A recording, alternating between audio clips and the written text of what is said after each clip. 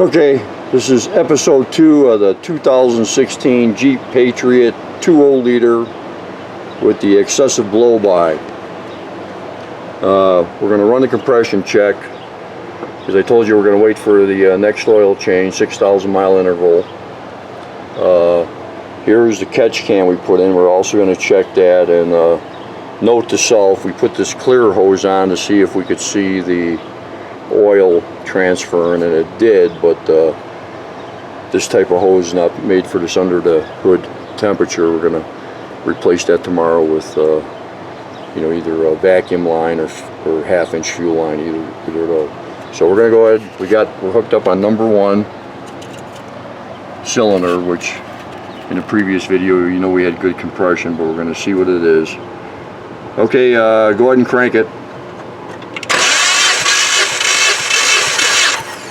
Good.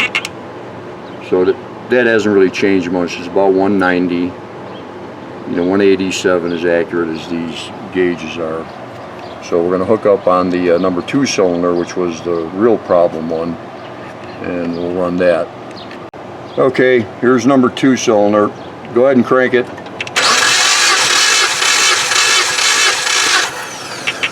Look at that. Dead on. Dead on what number 1 is, just a little bit below 190.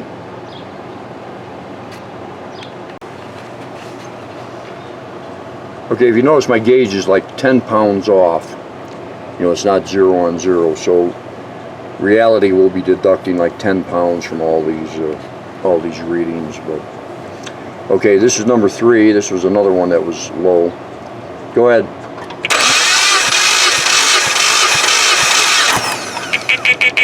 Yeah, it's right at 190. So really these pressure ratings are 180, or 10 off is what I said.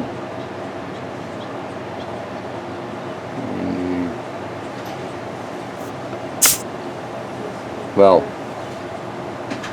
yeah, it'd be 10, 20, 25, yeah, 10 pounds off.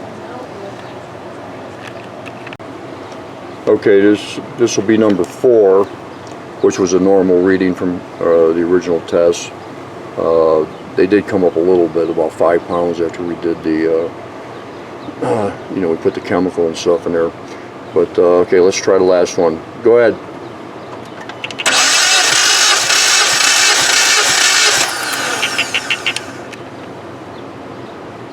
And that one's a little bit lower than the other ones, about 10 pounds. We'll try that one more time, make sure I got a good seal here.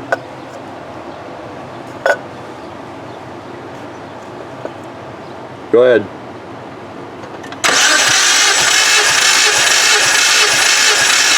Yeah, they're right up there at the 190 mark.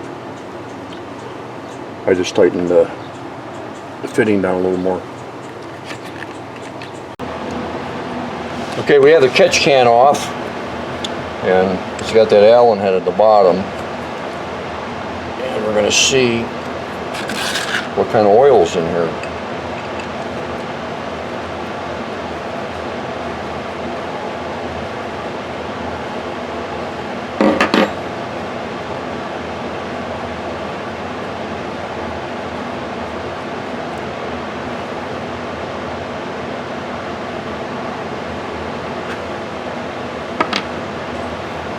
You can see the oil that we're catching.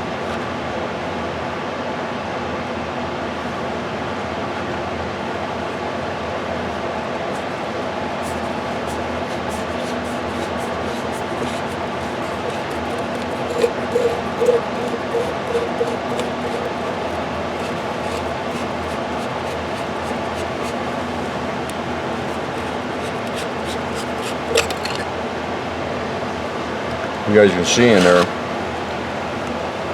look at all that oil that's in there still. This is all oily, or the diffuser's knocking it down.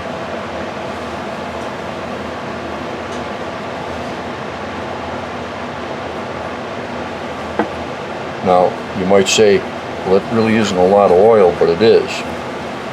When you keep taking that oil vapor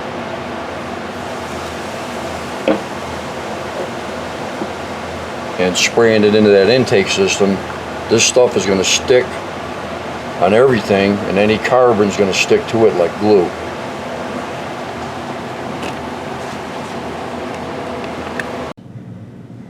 Okay, so just to recap what we did on the 2016 Jeep Patriot. On the first video you seen, we used the sea foam. You know, saw that it was improvement. You know, I bought this product, this piston clean, which is some great stuff, and you know, we poured that in the cylinders and let it set to 24 hours, and you know, dumped the oil and all that, and you can see on the other video how much compression came out. Now remember, my gauge that I noticed is 10 pounds off, so anything in that other video is less 10 pounds.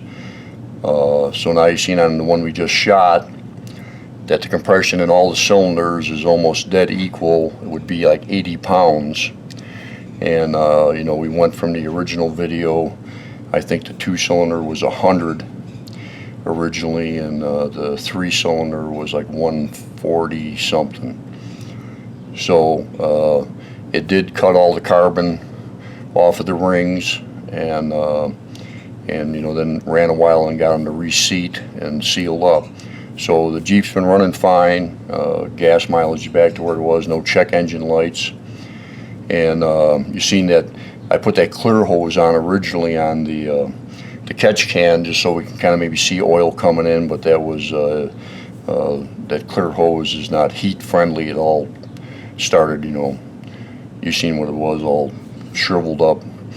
We did replace that with a regular PVC vacuum line, so you know, they shouldn't have any problems there.